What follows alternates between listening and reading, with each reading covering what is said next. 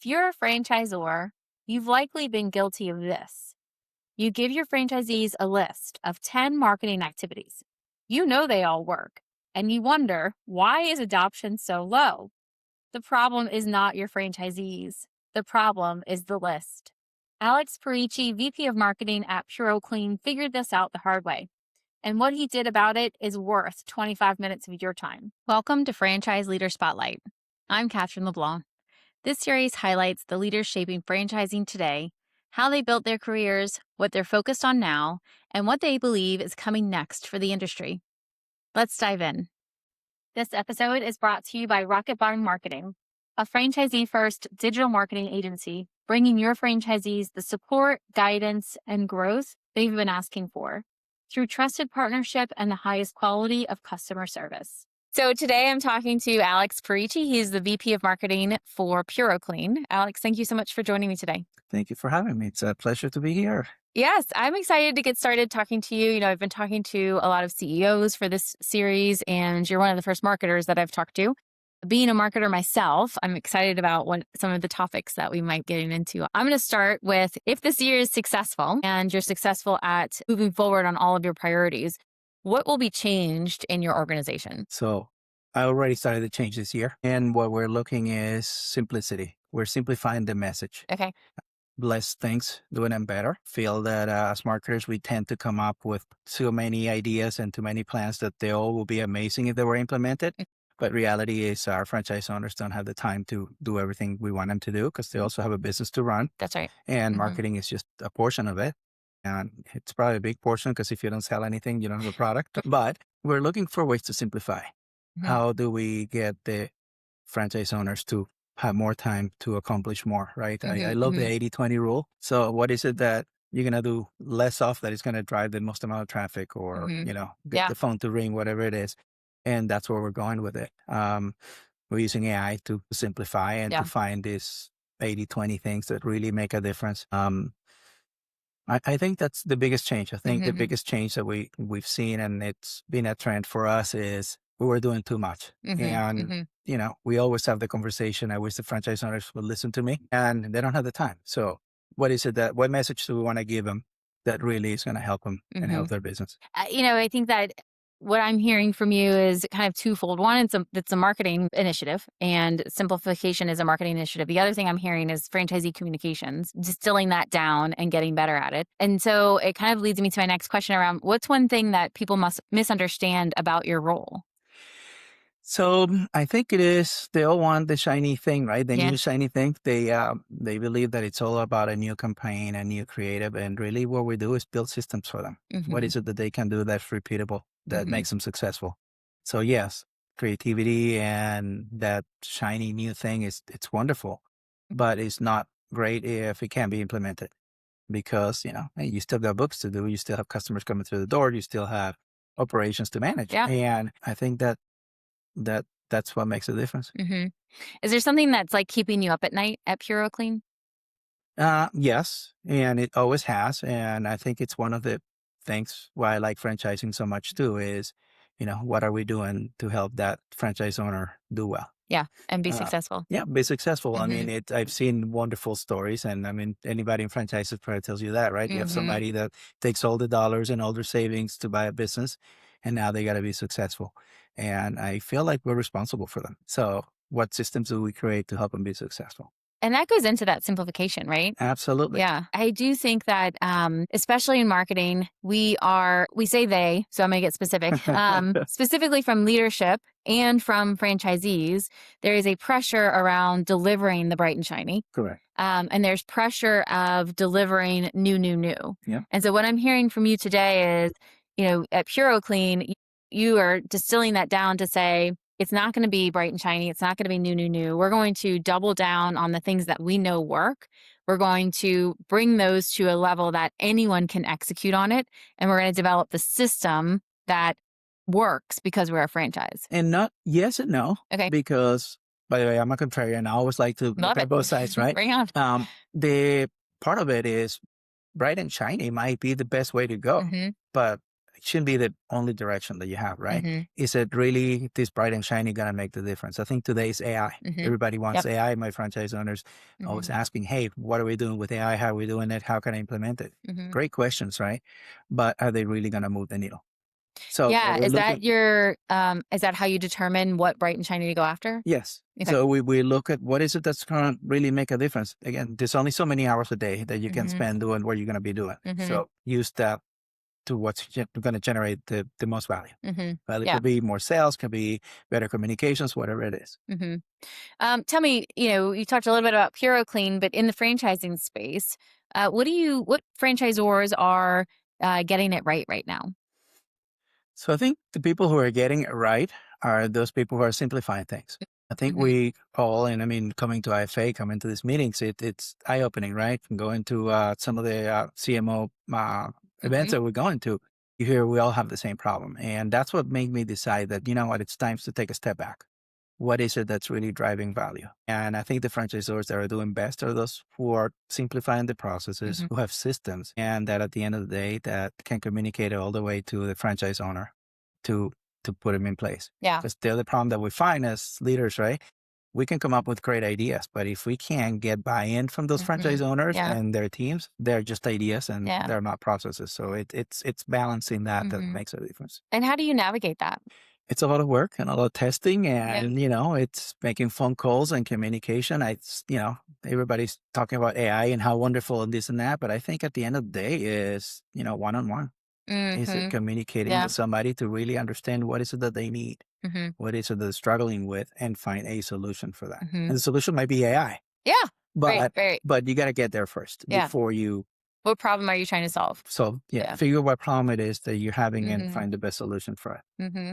And that feedback loop, is it a one-on-one conversation? Do you have a committee? Do you have surveys that go out? How do you manage that feedback The loop? answer is yes to all of them. Okay. So, Yeah. a lot of it is gut feel. We've been doing this long enough. We understand what's Mm-hmm. working and why. And we kind of, even without KPIs, we kind of know if it's going in the right direction. Mm-hmm. But then you got to look at those KPIs. I always like calling my franchise owners. We have we call it an NLC, National Leadership Council. We Mm-hmm. talk to them. But I think those one-on-one conversations, I pick random franchise owners and I call them, hey, this is Alex. Mm-hmm. What's working? Why? What's Mm-hmm. going on? How are we doing differently? How's it working for you? I Mm-hmm. hear you're doing this excellent. Can you tell me how you're doing it? Yeah. And the other thing is we lean pretty heavily on our regional directors. Mm-hmm. So they are talking to franchise owners more than I can, right? Mm-hmm. That's their Yeah. job. We have one regional director per 25 locations. Mm-hmm. So they have 25 people they talk to. They hear a lot. Mm-hmm. And when you start finding patterns, it's our job to, okay, what's the solution to this problem? Yeah. Or a pattern that this is working great. How do we do Mm-hmm. more of this? I think it's a little bit of all of it, right? You gotta keep your ear to the ground and then see what's shaking and decide how do you go forward with it. Mm-hmm. What's the most surprising thing you've heard from franchisees when you're having these conversations? Surprising? I don't know if there's anything that I would say is extremely surprising, but Mm-hmm. it's always, I think you have to keep an open mind when you talk to them. Mm-hmm. Because sometimes you bring a topic that is, hits on a nerve and they're very upset, Yeah. but, and you got to take, the complaints. But if you really listen and you understand where they're coming from, they turn out to be great conversations and they end Mm-hmm. up being your biggest cheerleaders Yeah. because you're solving a problem. You spend the time to really understand it. Mm-hmm. And I think that's what that Mm-hmm. makes us So great. digging in with those folks who are complaining and saying, okay, I Yeah. hear you, but let's move past the venting Yeah. and let's get to a place. Was something that was a bad Mhm. idea. Mm-hmm. And this is what we're doing to mitigate it. This is how we're Mm-hmm. going to move forward. Yeah. And was there a moment that you can think of that has helped shape that approach for you? Because that, when I talk to leaders about this feedback loop and kind of, again, the franchisee-franchisor relationship, building trust and building a relationship that you are able to drive adoption, that you can get to the simplicity that you need. When I'm talking to brands, a lot of times there's resistance to those franchisee complaints. And sometimes it's because it's coming from somebody who only complains. And then, what you just shared is, how do you get past the complaint? How do you get past the complaint to collaboration? I'd love to dig in a little bit more on that and, maybe your experience around how you got to a place where you started opening your ears a little bit more. So I think I always been a good listener. I try to talk a lot less than Yeah. most people, and that is because I like to put myself in the shoes of the other person and really understand where they're coming from. Really understand the problem, not just from my point of view, but somebody else's point of view. And then, Mhm. I try to look at it from the franchisor, from the marketing person. Mhm. I'm trying to look from the franchisee, from their employee, from the consumer. And when you see it from different points of view, I think you can make a really good decision. Mm. But it takes an effort. Sometimes you feel attacked because, we create stuff that we And think when is you put your wonderful. heart into it and you put your passion It's into fine. You're it. calling my baby ugly, right? Yes, I don't yeah. want you to call my baby ugly, but you know Yeah. what? Sometimes it is. And Right. I'm sorry. It's just, but there's Yeah. nothing we can do about it. Right. So how do we solve that problem? Mhm. And I think by being willing to make that phone call, that's going to be a difficult call, is what makes a difference. Mhm. I don't know that there's a specific moment that I can say this is what changed, Yeah. but I think that is important. Also, with my team, I always make sure that they make phone calls. You Mhm. don't know how often I talk to them, probably weekly basis. Call them. Don't send an email. Pick up the Mhm. phone, Yeah. talk to them. Right. Uh, Sometimes an email can be read the wrong way or it's not enough information. So pick up the phone, have that quick Yeah. conversation, and you learn more about it. Mhm. And that's when you start building those relationships that the people are willing to call you and complain about something, but then give you the time of the day to how we're going to solve it together. Right. Well, and if they're not calling you to complain, you don't know it's a problem, Correct. and there can be resentment built up. And you have to open those gates for them to Mhm. call you to have Yeah. that conversation. And Yeah. and Yeah. I think it starts with us. I think it Yes. starts with us making that first phone call Mhm. Yeah. and willing to listen as Yeah. much as it might be hard. Yeah, because sometimes it is. Yeah. 10 years from now, where do you see you and your brand? Well, 10 years from now, substantially different. Mm. Definitely a lot larger. We are right now a $500 million company with 500 Mhm. units. I would think in 5 years or so, we might be double that. Mhm. Or at least we're setting ourselves for that. That's part of Mhm. the systems and everything we've been working on. How do we, what took us to 500 might not take us to 1,000. Yeah. So we got to start really planning. And I think a lot of it is building clarity, what's Mhm. important, Mhm. um, putting the franchisee first, Mm. and the consumer too, Mhm. right? But I think it's a balance. Without the consumer, there's no service to sell. But the Mhm. franchisee is the one that's doing the job. So how do we make it Mhm. profitable? How do we find time for them to do the things that they're supposed to be doing? Mhm. And that's building clarity. These are the steps that you need to follow to really do well.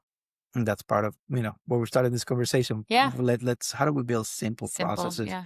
that really bring value? Mhm. And is that the conversation at PuroClean right now? We're at 500. We're gonna double in 5 years. It's a part of the conversation. Yeah. How Mhm. do we get to the next size? I mean, Mhm.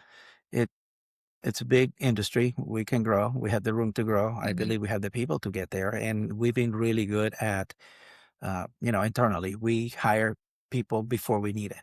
Okay. Often because we know that to grow, we're going to need more regional directors. Yeah. So instead of waiting till we have every regional director's got the 25 people to hire the next person, Mhm. sometimes we're hiring 2 and 3 people Okay. because we want to make sure that they're ready to go once we start getting those units in. Mhm. So they're Do you really find that valuable. they're better positioned to support the franchisees when you're hiring early? I believe so because they, Mhm. they learn about our culture. We're Mhm. very, we have a very strong culture. We believe in it. We believe in being servant leaders. We're going to help you as much as we can, but we're going to Mhm. tell you how to get there. And part of it is you have to understand the culture to be able to lead them. To deliver on it. Yeah. Yeah. So I think that's part of what we're Mhm. doing, right? We're really organizing ourselves. We're Mhm. planning way ahead to get there. Like I said, we're looking at AI for the last 2 years and we're Mhm. not pushing it. We're understanding how it's used. We're adding, everywhere that adds value, but it's Mhm. not just done to satisfy what are we doing with AI? Mhm. So Yeah. we really have spent time understanding everything, our website, building GPTs for our franchise owners to Mhm. use and buy in Mhm. time.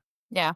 What changes, and we talked a little bit about AI, and obviously AI is driving a lot of the changes that we're seeing, but what changes do you see coming through in the franchising industry As far as AI or in general, in general? I think it's franchising in general. I think it's the ones that are going to do well are those ones who are building clear systems, Mm.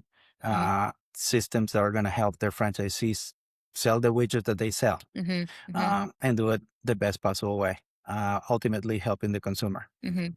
If you're a franchisor that, franchisor first, you're not going to do well Mhm. because at Yeah. the end of the day, your dollars come from royalties, right? Mhm. So the only way you're going to be selling is selling units and losing units because you didn't support them. Right. So Right. I believe that those franchisees who really spend the time to have real clear systems and have the right people understand Mhm. what the consumer wants and then provide it in a simple, clear way are going to do best. Yeah. No, and I completely agree with you. I think that that is something that, as we look at more and more brands coming into franchising, there's, 1,000 brands joining franchising all of the time. I think that the challenge to those brands is two things. One is to look at, do you have something that's franchisable? Hmm. Meaning, is it unique to you? Is it unique and you're bringing it new to the market? And you're providing, because you're selling yourself to a franchise as much as you are selling yourself to the consumer. Right. And so what is differentiating you versus like you said, the widget next door? So, but even if you're selling the same product, right? Mhm. There's many different burger joints, Yeah. Mhm. right? They all Yeah. sell burgers at the end of the day. Mhm. What is it that makes them different? Mhm. This is the systems, right? And Yes. it's, so if you have that clarity, this is why you're gonna be different. This is what you're gonna.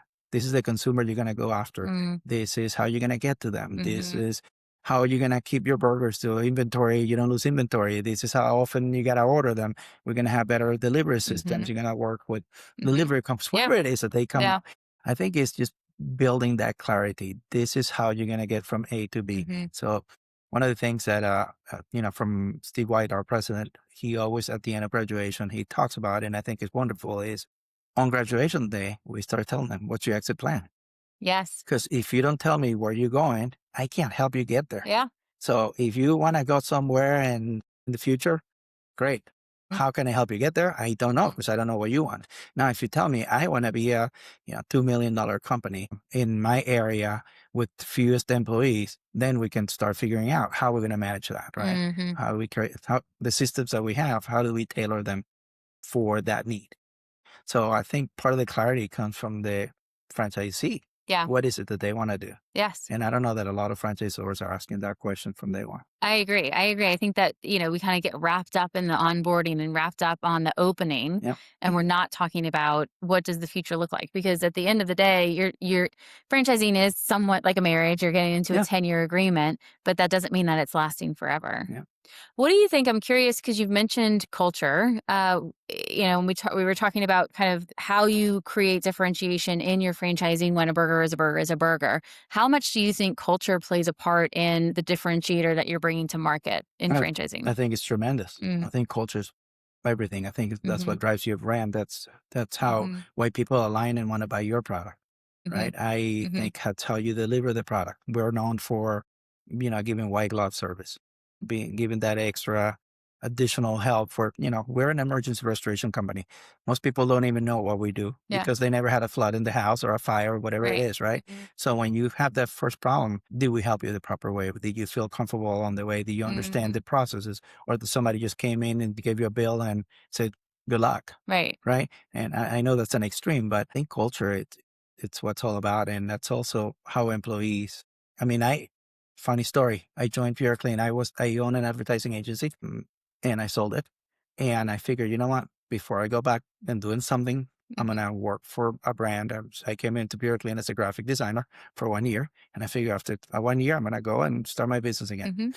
Well, 12 years later, I'm still here, and I think it's because of the culture. I Yeah. like the people. I like what we were doing. I like to see how franchises are growing. I Yeah. mean, I have wonderful stories about our franchisees. We have a franchisee in Chicago that he bought his first location probably a year after I joined. Now Mhm. he's got 12. Yeah. One of our largest franchise owners. He brought in multi-unit. Mm. We didn't sell multi-units. So that partnership of working with them, he actually Mhm. came to us and said, I have a proposal. I believe multi-units will be good for the system. This is how I propose we do this. Let me be your test Mhm. kitchen Yeah. and let's work it out and see if it works. And it Mhm. worked wonderful for him and for us. So Mm. we sold him a second, a third, and then somebody else decided to join the program. And now we have a substantial amount of multi units Yeah. and they're all doing great. But we're not just selling territories. For you to buy that second location, you have to be qualified. Mhm. You have to have so many dollars in sales. You have to have a marketer. You have to really, really want to develop that area. Mhm. So again, back to clarity, back to systems. Yeah. And I think that's what makes Well, it it sounds different. like setting expectations. You guys are setting expectations from graduation. We expect you to be successful. Now you can define what What success success looks looks like. like, and we're going to help you get there. But we expect you to be successful. Yeah, and Mhm. It's wonderful you say that, because when we talk about successful franchise owners, success to you and to me, Mm-hmm. two different stories, right? Yeah. And that's what we see. I'm talking about this gentleman. They got, I believe, it's 12 locations already. There is a mother and daughter franchise location that we have. You know what? She built this for her family, and the whole family works in the Mm-hmm. business. So other ones build it because they want to sell it after so many years and cash at the Mm-hmm. end of however long it takes them Right. to get there. Yeah. So that's back to defining what is it that you want out of it, and Mm. then we can help you get there. I think too, as franchisors, we sometimes define what we think success Yeah. is instead of asking our franchisees, what do you consider success? I think that's part of the culture, right? Yeah. Yeah. For a rent leader, Right. what is it that you want Mm-hmm. from me to get what you want? So, and we're going Mm-hmm. to get there. But obviously we have set expectations. To stay in business, you got to do X, Y, and Z. Mm-hmm. You got to stay with the brand. You got to respect, what you sign, your Right. contract. But we're going to help you do the best that, for you. Yeah. We're going to help you be the best at your business if we can work together, like you Yeah. said, like in a marriage, right? That's right. Yeah. Yeah. Yeah. What do you think, in one sentence, what does franchising need more of? What does franchising need more of? I think it needs more clarity. Mm-hmm. I think it Do you needs more think clarity. is it clarity? Again, I'm kind of obsessed with this idea of like setting expectations and letting the franchisee define success, and But that that's clarity, drives right? clarity. What Yeah, is it that I expect from you? yeah, What is it that you're gonna get from me? right. Um, Clarity is, I'm gonna give you I mean, perfect example. We see our franchise owners who do best are the ones that we call them follow the bouncing ball. We have a Mm-hmm. series of systems that you should follow. Mm-hmm. When you follow the systems, you do well. Mm. When we see franchise owners that decide to go in a different direction because they think they know better than the franchisor, usually they don't do so well. Now, there's an exception every time, right? Right. But in general, we see that Mm-hmm. those who do really well are those who we have expectations, they follow that, they stay engaged. I think engagement is something huge in franchising. Yes. And I think that's something else that's missing. So Mm-hmm. that might be even one of the Yeah. most interesting ones, because without that conversation, without, top leadership to middle leadership to every employee from the Mm-hmm. franchisor talking to the franchisee Mm-hmm. and the franchisee's employees all the way to the bottom. If that communication doesn't go from top to Yeah. bottom and everybody has buy-in, you're not going to get anywhere. Or you're going to get somewhere, but not as far Not as as you fast. could. Yeah. Mm-hmm. Yeah. Well, and I think Alex, you sum it up great when you come back to clarity, right? Yeah. Because clarity includes all of that in one word. Yeah. So that's awesome. Yeah, that's why I keep on sticking with that, because I think Mm-hmm. that's probably the best representation Mm-hmm. of what is it that you want. Yeah. Yeah. Yeah. So what do you think franchising needs less of? Shiny stuff. Yes. No, you know what?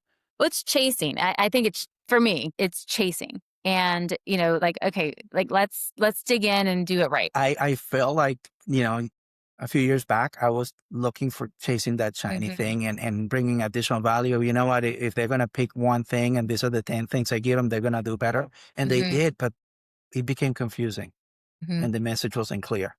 So Mhm. instead, let's pick the one activity that's going to give you the most value Mhm. and stick with it. And let's tell them from every side of the company, every time we talk to them, you should be doing this, this, and this, Yes. not this, and that. And you Right. got this choice. Yeah. It's like when you Right. go to a restaurant and the menu is really big, it's really difficult for you to choose, and Yes. you end up with Decision analysis paralysis. paralysis, right? Yes, it's a real thing. So instead, hey, Yeah. this is what you should be doing. I mean, we have the advantage of we have 5 locations across US and Canada. Mm-hmm. So we know what works, or we can figure out what works. So we know by that, you know what, people who have tried A grow faster than the ones that have tried B. So let's all try A Right. instead of giving you the choice to, hey, you can do A, B, or C. Right. But Exactly. you also got to be careful, because franchising is also entrepreneurship. And what you don't want to do is stifle that, because then what we lose is that creativity, the new systems that somebody might have tried something different that you didn't think of that's actually more successful. Right. Yes. So Yeah. you really need It's a balance, to right? You balance have to that. foster it, but then you also have to maintain brand standards. And then, and two, I think it goes back to, what you talked about around everybody has a different version of what success looks Yeah. like. Everybody has a different capacity for what they're going to test and what their version of innovation is. And so learning Well, that too. And even if you think about it, different markets. I mean, you Yeah. can have Mhm. the same franchise owner who wants 2 locations, 2 different market, and bomb on one and do excellent in the other. So you got to have a little flexibility when it Mhm. comes to that. And that's why I say entrepreneurship is important. You Mhm. can't kill it. It's got to be part of it, but it's got to be controlled. It's got to be managed, and it's got to be, follow the rules, I guess. Yes. So, Alex, you've had a front row seat to franchising for the last 12 years. What's still exciting to you? Well, love marketing, love what I do every day. It's, learning new things. But I think what still excites me is telling those stories, right? Yeah. Seeing a franchise owner that comes, from knowing nothing in the industry and doing so great. We celebrate rookies of the year, the Yeah. one that made the most dollars from in the first 12 months of business. Yeah. You had somebody who knew nothing about remediation, and all of a sudden they're doing 7-figure Mm-hmm. business, right? Yeah. That is awesome. Yeah. Seeing the stories, like I said, families sharing and giving to their kids, Yeah. and the kids being part of it and being really involved. So I think at the end, that's what's really exciting. I mean, what we do every day is it's fun for us, but I think what really excites me, it's just to see how what we're doing really drives change Mm-hmm. and makes other people better. Yeah. Awesome. Well, thank you so much for joining me today, Alex. Well, thank you. It Yeah. was great. It was good to have you.